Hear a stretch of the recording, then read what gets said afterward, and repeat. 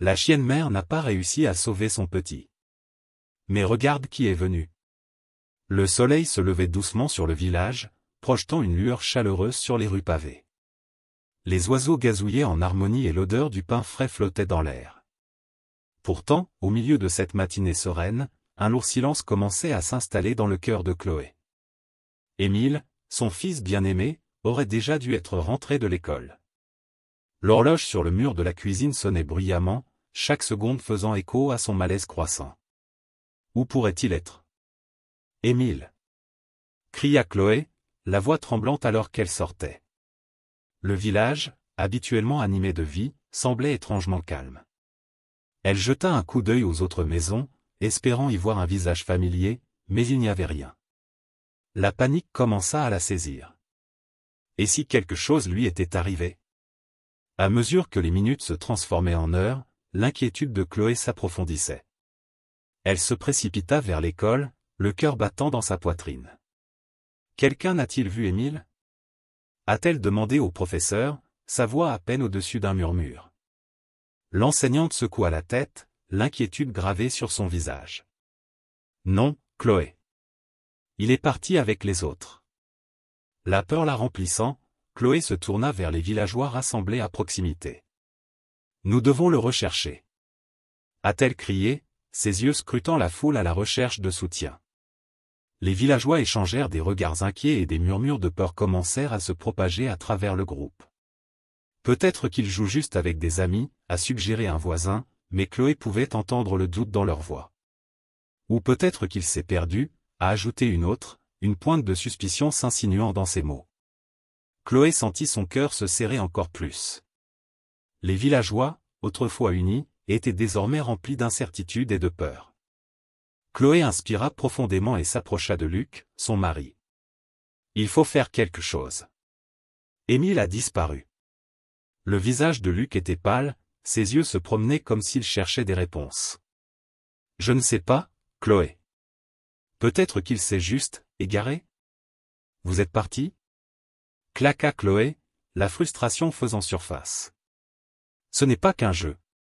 C'est notre fils. La tension entre eux était palpable, révélant les fissures de leur relation. Chloé sentit un frisson lui parcourir le dos en envisageant l'impensable. Quelque chose aurait-il pu se passer dans leur village apparemment paisible? Alors que les villageois commençaient à se déplacer, formant de petits groupes de recherche, Chloé sentit un poids lourd sur sa poitrine. Les rires et la joie qui remplissaient autrefois les rues semblaient désormais n'être qu'un lointain souvenir. Et s'ils ne retrouvaient pas Émile? Restez prêts, a-t-elle ordonné à un groupe de villageois. Regardez partout. Il pourrait être n'importe où. Les recherches ont commencé, mais la peur persistait dans l'air. Chloé a vu des visages familiers devenir des figures sombres, chacun semblant receler des secrets. Le village qui ressemblait autrefois à un refuge sûr semblait désormais être un lieu de danger caché. Des questions tourbillonnaient dans son esprit. Était-il vraiment sûr de vivre ici? Qu'est-ce qui avait changé? Tandis qu'elle prononçait à nouveau le nom d'Émile, l'écho de sa voix fut avalé par l'incertitude grandissante. Le village, autrefois animé, ressemblait à une cage se refermant sur elle. À chaque instant qui passait, la peur se transformait en un besoin désespéré de réponse. Chloé ne pouvait pas se permettre de perdre confiance, pas encore. Elle retrouverait son fils, quoi qu'il en coûte. La recherche ne faisait que commencer, et au fond, elle savait qu'ils étaient tous dans le même bateau, même si la confiance commençait à s'effilocher. La veille de la disparition d'Émile, le soleil brillait avec éclat sur le village et les rires remplissaient l'air. Chloé et Émile ont passé l'après-midi ensemble, leur lien plus fort que jamais. Ils marchaient main dans la main sur les sentiers familiers, s'arrêtant pour admirer les fleurs épanouies et écouter les oiseaux chanter. Les yeux d'Émile pétillaient de joie lorsqu'il montrait les différentes couleurs des fleurs et Chloé sentait son cœur se gonfler d'amour pour son fils. C'était un moment simple, mais cela lui rappelait tout ce qu'ils partageaient. Tandis qu'il déambulait, Émile parlait avec enthousiasme de son rêve d'explorer tous les recoins du village. « Maman, je veux voir le vieux chêne à la lisière du bois. »« Je parie qu'il est énorme, » s'exclama-t-il, son enthousiasme contagieux. Chloé sourit, fière de son esprit aventureux. Elle lui promit qu'il visiterait bientôt l'arbre, ignorant que ce désir innocent d'exploration se transformerait bientôt en source d'inquiétude. Les pensées de Chloé reviennent aux événements étranges qui ont commencé à perturber le village dans les jours qui ont précédé la disparition d'Émile. Des rumeurs d'événements étranges circulaient parmi les habitants de la ville, des bruits inexpliqués la nuit, des ombres cachées dans les coins des rues et des animaux disparus. Le village autrefois paisible semblait différent, un courant de tension sous-jacent parcourut l'air, laissant tout le monde nerveux. Alors que le soleil commençait à se coucher, projetant de longues ombres sur le village, Chloé sentit un malaise lancinant s'installer dans son estomac. Elle l'ignora, se concentrant plutôt sur le rire d'Émile, mais ce sentiment persistait au fond de son esprit. Elle ne pouvait s'empêcher de penser que quelque chose n'allait pas. Dans les jours qui suivent, Chloé constate un changement chez ses voisins. Leur sourire semblait forcé et les conversations étaient étouffées, comme si tout le monde avait peur de parler ouvertement. La vie trépidante du village s'est évanouie dans un murmure assourdi. Chloé se surprenait à regarder par-dessus son épaule plus souvent, son cœur battant à tout rompre à chaque bruit inattendu. La recherche d'Émile avait commencé, et avec elle s'accompagnait une paranoïa grandissante. Chloé observait ses voisins avec un regard nouveau, chaque visage familier étant désormais enveloppé de suspicion. Était-il possible que quelqu'un sache quelque chose? Ont-ils vu Émile? L'ont-ils caché? Elle se sentait isolée dans son chagrin, son esprit bouillonnant de questions sans réponse. Alors que les jours se transformaient en nuit, le village se transformait en un lieu d'ombre et d'incertitude. Chloé sentait le poids de sa peur peser sur elle. Elle avait envie des moments simples avec Émile, des rires qui remplissaient autrefois leur foyer. Les tendres souvenirs de leurs liens sont devenus à la fois un réconfort et une source de douleur. Un soir, Chloé se tenait à la fenêtre et regardait les villageois se déplacer, le visage mêlé d'inquiétude et de méfiance. Un frisson la parcourut en pensant à Émile. Où pourrait-il être? Le village qui semblait autrefois si sûr ressemblait désormais à un labyrinthe de dangers cachés. Elle ne pouvait s'empêcher de se demander s'ils avaient oublié quelque chose d'important. À ce moment-là, Chloé a fait un vœu silencieux. Peu importe l'obscurité qui l'entourait, elle découvrirait la vérité. Elle ne laisserait pas la peur la consumer. Émile était là-bas et elle le retrouverait. La détermination a commencé à remplacer sa paranoïa et elle a décidé de continuer à chercher, même si cela signifiait affronter les ombres qui planaient sur son village bien-aimé. Quelques jours après la disparition d'Émile, un homme nommé Julien arrive au village. C'était un détective envoyé pour aider à retrouver le garçon disparu. Alors qu'il déambulait dans les rues, les villageois le regardaient avec un mélange de curiosité et de scepticisme. Ils murmurèrent entre eux, ne sachant pas s'ils pouvaient faire confiance à cet étranger. Julien avait une autre façon d'enquêter. Il a posé des questions qui ont mis certains villageois mal à l'aise. Il voulait fouiller dans le passé du village pour comprendre ce qui avait pu arriver à Émile. Son approche n'était pas orthodoxe et se heurtait à l'état émotionnel de Chloé. Elle était toujours remplie de peur et de tristesse, luttant pour faire face à la disparition de son fils. Pourtant, à mesure que Julien poursuivait son travail, Chloé commençait à le considérer comme un allié possible. Au début, Chloé avait du mal à faire confiance à Julien. Elle était toujours perdue dans son chagrin, le cœur lourd de désespoir. Chaque fois que Julien découvrait une nouvelle information, ses émotions oscillaient follement entre espoir et désespoir. Julien racontait d'étranges histoires du passé du village, des histoires qui lui donnaient la chair de poule. Il évoque d'autres enfants disparus, des mystères non résolus qui hantent le village depuis des années. Chaque révélation laissait Chloé plus anxieuse, comme si elle s'enfonçait plus profondément dans une forêt sombre sans issue. Un après-midi, alors qu'ils étaient assis ensemble sur la place du village, Julien a raconté une histoire qui a retenu l'attention de Chloé. Il a parlé d'une affaire non résolue survenue il y a de nombreuses années, dans laquelle un enfant avait disparu dans des circonstances similaires. L'affaire n'avait jamais été résolue et les villageois avaient enfoui profondément ces sombres souvenirs. Le cœur de Chloé s'emballa.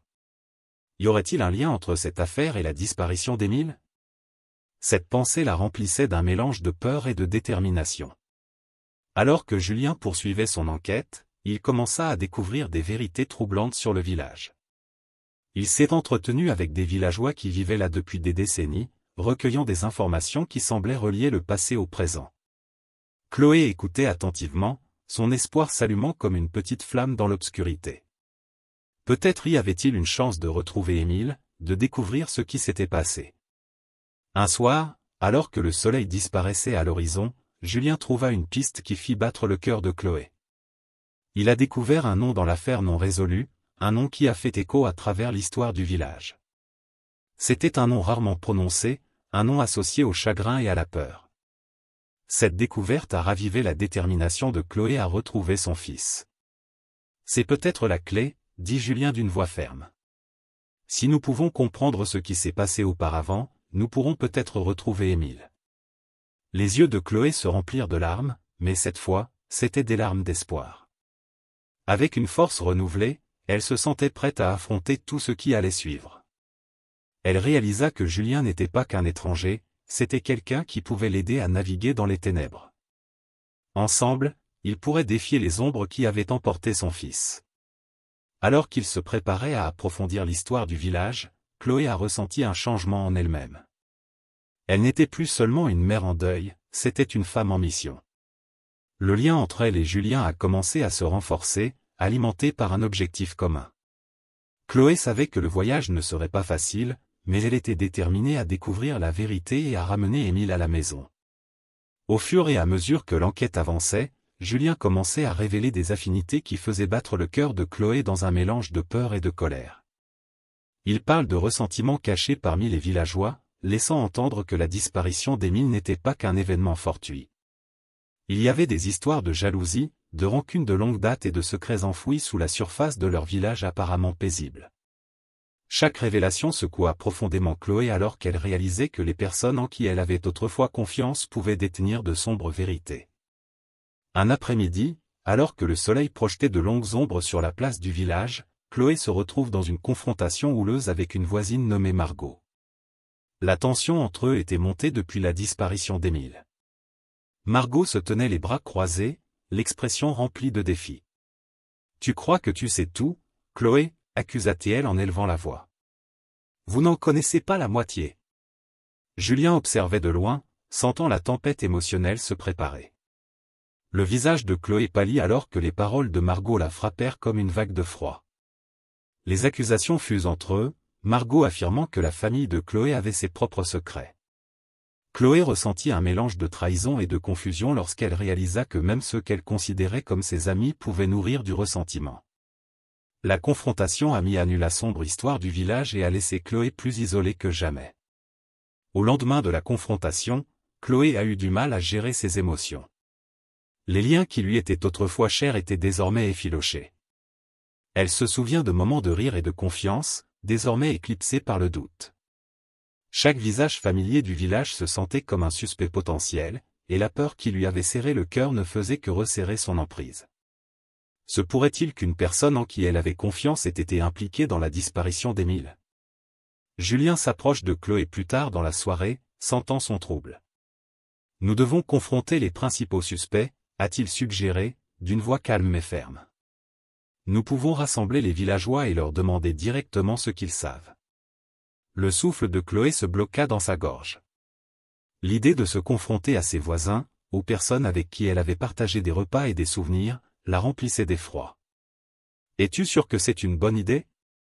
répondit Chloé, sa voix à peine au-dessus d'un murmure. La peur d'une réaction négative occupait une place importante dans son esprit. Elle se sentait partagée entre le désir de découvrir la vérité et le risque de perdre les dernières relations qu'elle avait dans le village. Julien la regarda dans les yeux, l'air sérieux. « Il faut le faire, Chloé. C'est le seul moyen de retrouver Émile.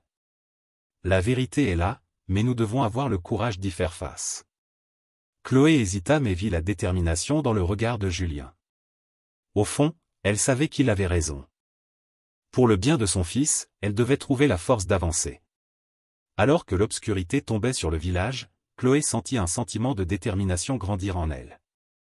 Elle réalisa qu'elle ne pouvait pas éviter la confrontation. S'il y avait des réponses cachées parmi les villageois, elle devait les rechercher, aussi douloureux que cela puisse être. Le cœur lourd mais l'esprit farouche, Chloé a pris sa décision. Elle défendrait Émile et ferait tout ce qu'il fallait pour le ramener à la maison. La tension dans le village continue de monter, mais Chloé ressent désormais une lueur d'espoir. Peut-être, juste peut-être, que la vérité les libérerait tous. Le jour de l'affrontement se lève, lourde tension. Chloé et Julien ont rassemblé les villageois sur la place, dans un air chargé d'un silence inquiet. La communauté autrefois dynamique se sentait comme un fantôme d'elle-même, des ombres se cachant dans chaque recoin. Le cœur de Chloé s'emballa alors qu'elle se préparait à affronter la vérité, sachant que cela pourrait briser les liens fragiles qui maintenaient encore la cohésion du village. Tandis que les citadins se rassemblaient, Chloé jeta un coup d'œil à Julien. Son attitude calme lui apportait un peu de réconfort.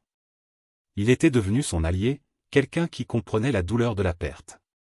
Inspirant profondément, Chloé s'avança, la voix tremblante mais déterminée. « Nous sommes là pour retrouver Émile », a-t-elle déclaré, le poids de ses paroles en suspens. « Nous devons parler de ce qui s'est passé. » Julien a pris les devants en s'adressant à la foule. Il a parlé de la nécessité d'être honnête, pour que la communauté soit confrontée à ses secrets cachés. Ces paroles ont suscité un mélange d'émotions parmi les villageois, peur, colère et culpabilité. Chloé regarda les visages familiers bouger inconfortablement, leurs yeux se détournant des siens. Elle pouvait sentir la tension monter comme un nuage d'orage prêt à éclater. Soudain, Margot s'avança, l'expression féroce. « Tu penses que nous avons toutes les réponses ?» a-t-elle crié, sa voix résonnant sur la place. « Vous pensez que nous sommes responsables ?»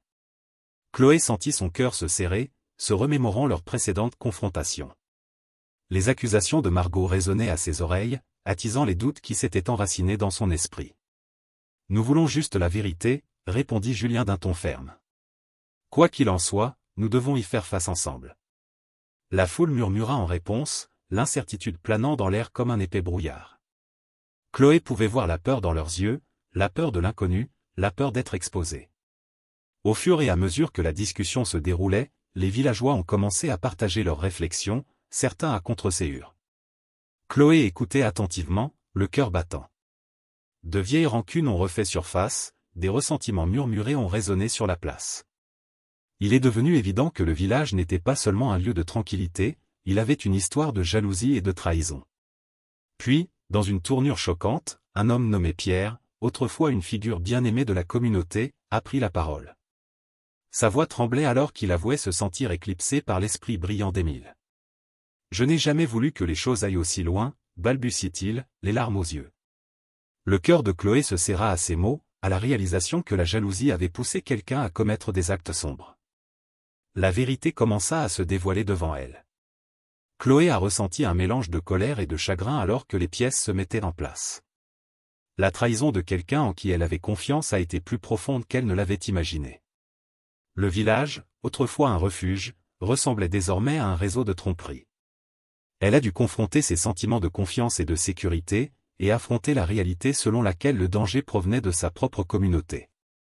Alors que la confrontation atteignait son paroxysme, les villageois commencèrent à se retourner les uns contre les autres, les accusations volant comme des flèches. Chloé se tenait au milieu de tout cela, ses émotions tourbillonnantes. Elle sentit le poids de l'absence de son fils peser sur elle, mais au milieu du chaos, une lueur de résilience s'enflamma en elle. Julien croisa son regard, un rappel silencieux de rester fort. Chloé inspira profondément, se reposant. « Nous devons nous unir pour retrouver Émile », a-t-elle insisté, sa voix s'élevant au-dessus du vacarme. « Nous ne pouvons pas laisser la peur nous déchirer. » Les mots semblaient suspendus dans l'air, une lueur d'espoir dans l'obscurité.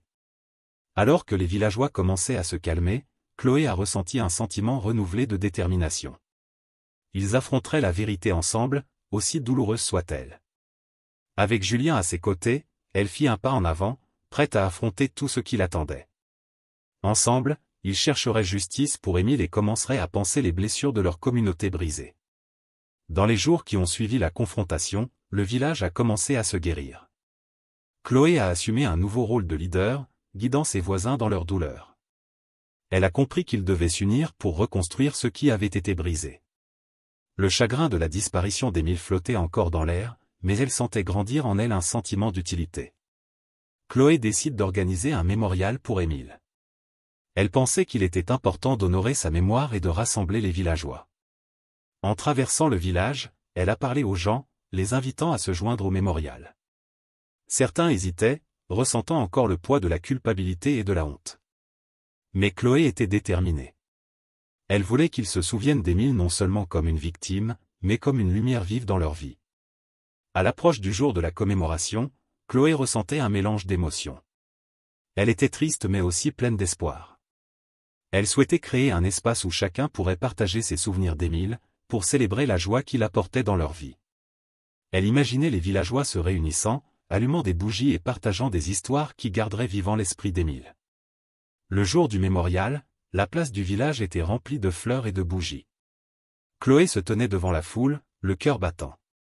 Elle regarda les visages de ses voisins, certains familiers, d'autres inconnus, mais tous partageaient la perte d'Émile.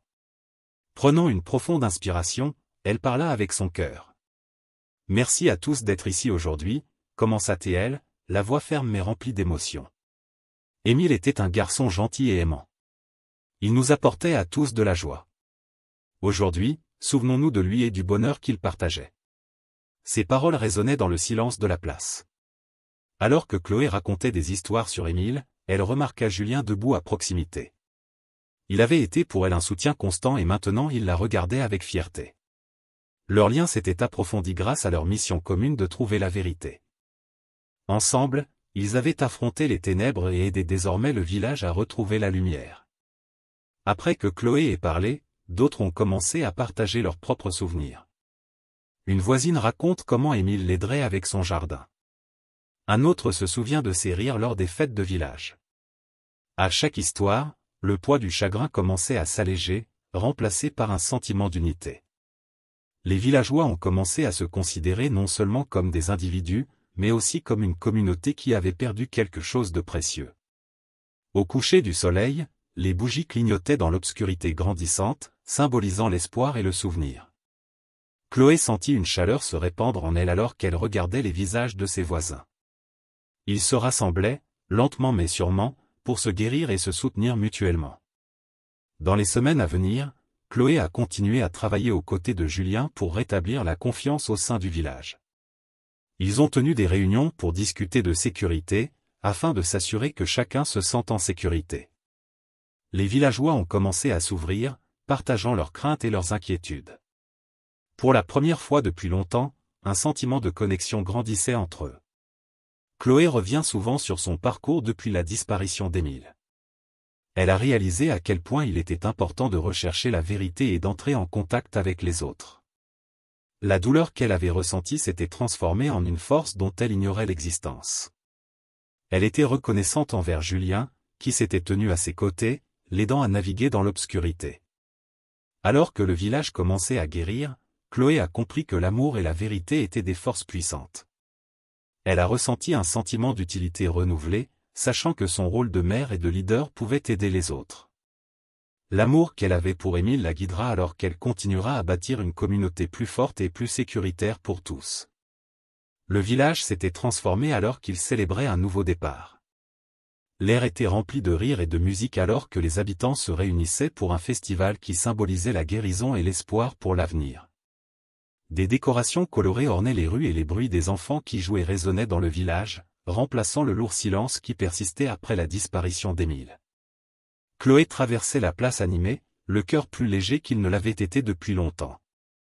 Elle a admiré les paysages autour d'elle, des familles appréciant la nourriture, des amis renouant des liens et des voisins se souriant. Les petits actes de gentillesse étaient partout. Quelqu'un lui offrit une fleur, tandis qu'un autre partageait une assiette de pâtisserie.